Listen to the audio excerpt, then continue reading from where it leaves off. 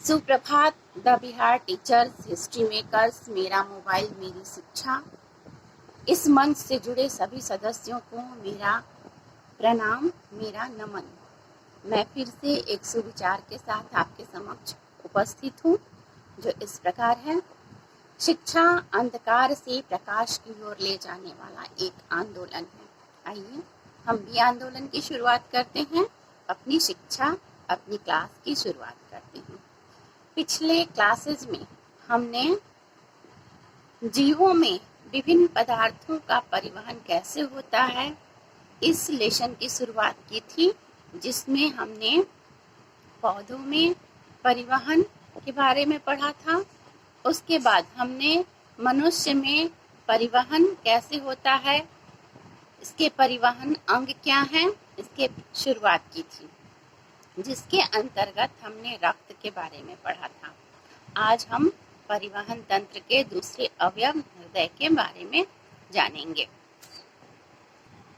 हृदय मांसल, कोमल और तिकोनी संरचना होती है, जो वक्ष गुहा के मध्य में दोनों फेफड़ों के बीच स्थित होती है, लेकिन यह थोड़ा सा बाईं ओर झुकी हुई होती है, जिसके कारण हृदय गति को हम बाईं ओर महसूस करते हैं। हृदय पेरिकार्डियम की बनी हुई दोहरी झिल्ली के अंदर स्थित होता है। इन दोनों झिल्लियों के बीच एक तरल पदार्थ भरा हुआ होता है, जिसको पेरिकार्डियल फ्लूइड कहते हैं। यह पेरिकार्डियल फ्लूइड हृदय को विभिन्न आघातों से, चोटों से बचाता है। अगर किसी दुर्भाग्यवश, दुर्घटनावश हमारे शरीर को चोट लगती है, तो सबसे पहले हमारी पसलियों की हड्डियां उसे बर्दाश्त करती हैं। उसके बाद यह चोट आंतरिक अंगों तक पहुंचता है, और अगर हृदय में चोट लगने की बात हो तो पहले यही पेरिकार्डियल फ्लूइड उसको वहन करता है, उस चोट को वहन करता है। उसके बाद हृदय तक उस चोट का आघात पहुंचता है, अर्थात यह पेरिकार्डियल फ्लूइड चोट से हमारी रक्षा करता है। मैमेलिया वर्ग के जंतुओं में हृदय में 4 कोष्ठ, 4 चैम्बर होते हैं, 2 आलिंद और 2 निलय, जो इस प्रकार हैं। यहाँ चित्र में देखिए,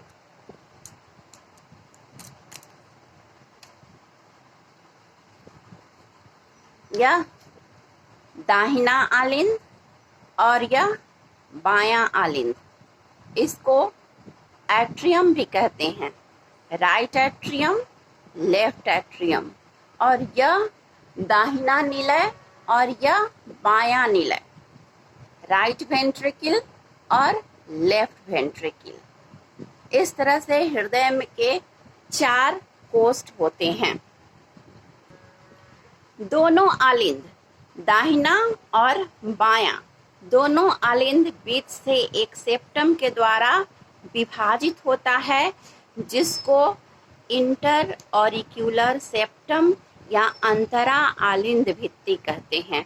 उसी प्रकार दोनों वेंट्रिकल या दोनों निलय एक सेप्टम से विभाजित होते हैं, अलग अलग होते हैं, जिसको इंटर वेंट्रिकुलर सेप्टम या अंतरा निलय भित्ति कहा जाता है।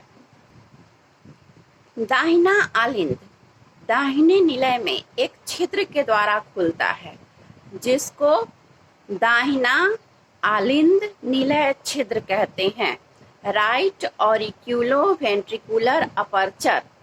इस छिद्र के द्वारा दाहिना आलिंद दाहिने निलय में खुलता है। उसी प्रकार बायां आलिंद बाएं निलय में एक छिद्र के द्वारा खुलता है, जिसको लेफ्ट ऑरिक्यूलो वेंट्रिकुलर अपर्चर कहते हैं, या बायां आलिंद निलय छिद्र कहलाता है। दायां आलिंद निलय छिद्र पर एक त्रिदली कपाट होता है।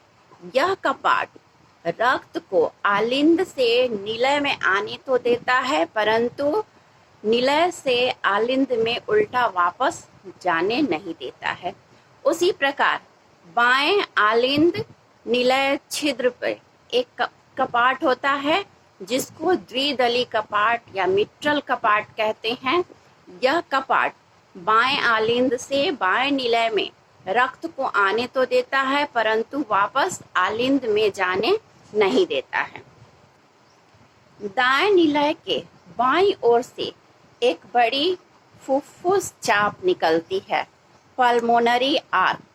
यह फुफ्फुस चाप यहाँ जो ब्लैक कलर में दिखाई पड़ रही है, यह फुफ्फुस चाप है, पल्मोनरी आर्क। जहाँ से यह पल्मोनरी आर्क निकलती है वहाँ 3 अर्धचंद्राकार वाल्व लगे होते हैं। ये वाल्व निलय से फुफ्फुस चाप में रक्त को जाने तो देते हैं परंतु फिर से निलय में रक्त को आने नहीं देते हैं। यह फुफ्फुस चाप हृदय से बाहर निकलकर फुफ्फुस धमनियों में बढ़ जाता है और दोनों फेफड़ों में रक्त को लेकर जाता है। उसी प्रकार बाएं निलय के अगले भाग से एक महाधमनी निकलती है। यह महाधमनी हृदय से बाहर आकर धमनियों में बढ़ जाती है और शरीर के प्रत्येक कोशिकाओं में, प्रत्येक अंग में यह रक्त लेकर जाती है। अब दाएं एट्रियम में या दाएं आलिंद में 2 महाशिराएं आकर खुलती हैं, अग्र महाशिरा और पश्च महाशिरा। ये दोनों महाशिराएं शरीर के विभिन्न भागों से अशुद्ध रक्त लेकर आलिंद में, दाहिने आलिंद में प्रवेश करती हैं। उसी प्रकार बाएं आलिंद के ऊपरी भाग से 2 फुफ्फुस शिराएं निकलती हैं जो दोनों फेफड़ों से शुद्ध रक्त लेकर बाएं आलिंद में प्रवेश करती हैं। आज के वीडियो में बस इतना ही। अब फिर मिलते हैं अगले वीडियो में, तब तक के लिए धन्यवाद।